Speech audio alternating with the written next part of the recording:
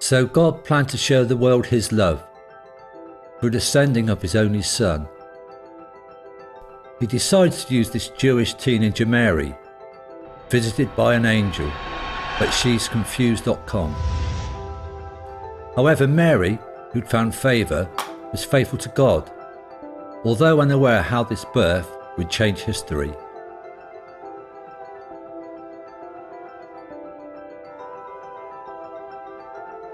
Amazed and wondering why she'd been chosen, I guess the ways of God are often a mystery.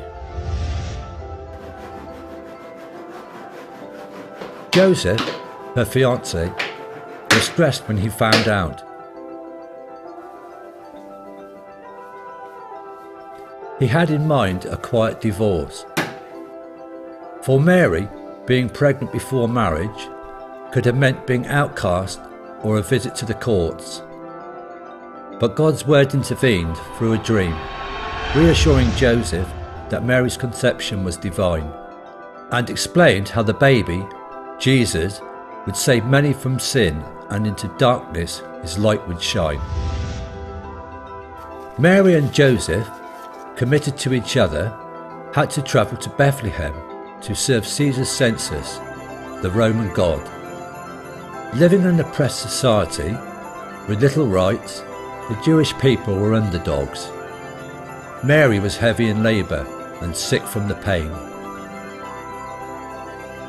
The long trip down south was anything but sweet, and arriving at the gritty city, people had little pity.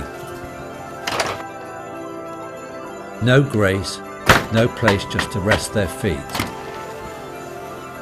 Busy season, lack of money. They begged for shelter.